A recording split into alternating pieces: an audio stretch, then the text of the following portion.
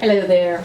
This is a story about a potluck type situation that lasted about 21 days. But first I have to tell you about three individuals. The first is a woman named Erica. Erica was a German woman. She was a brunette with brown eyes and was absolutely stunning. She'd walk into a room and people would go, is she an actress? Is she a model? She was the baby of three. She was in love with the man of her dreams. And then I'd like to tell you about Fred. Fred was also German. He was tall and blonde and handsome with blue eyes. And he was a little bit anal, and he was meticulous with his clothes, and he was meticulous with his car, and he refused to let anybody drive it. He hardly wanted anybody to ride in it, let alone let somebody else drive it.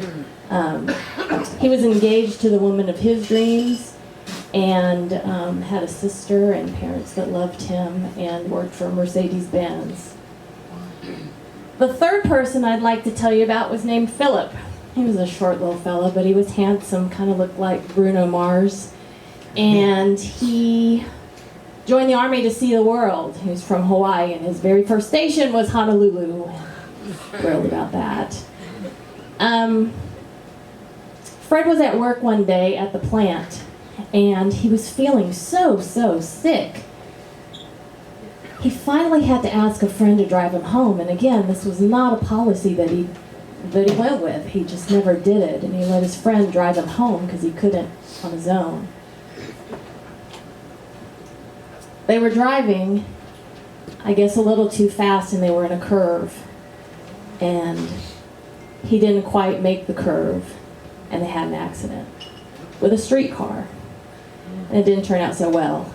The friend that was driving was okay, but Fred's face literally was peeled off of his body, and he was in the hospital.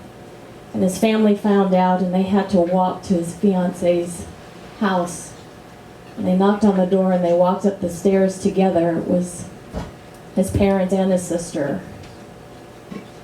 And the fiance was Erica. And when Erica heard the news, she sobbed. And as the story goes, she sobbed so hard that the entire room shook. She just lay on the bed and cried her eyes out. Back then, you'd wear black, and so she mourned for over a year, wore black every day, until one day Fred's sister said, "We're going out, get dressed, put on some other clothes, go into a bar." And that's what they did. At that bar, she met Philip from Hawaii.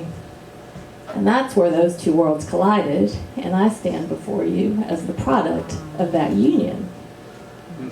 Fast forward 30 years, I had moved to Hawaii in the mid-90s, was living on the island of Kauai, and my mom's family, 15 of them, cousins and aunts and uncles, they migrated to Hawaii, where they rented a house. It was like 8 bedrooms on the beach. And during that time, my dad's side of the family, they would come over every night for 3 weeks. Now, it was pretty comical because the Germans were older, so they weren't the youthful Germans that had learned English from when they were children. So they couldn't speak English. The Filipino Hawaiian people couldn't speak German. But for 3 weeks, they cooked together, and they ate together, and they told stories with their faces and their hands, and they loved each other, so much so that 3 weeks after all of that, they were at the airport, and the men were all wearing sunglasses so you couldn't see them cry.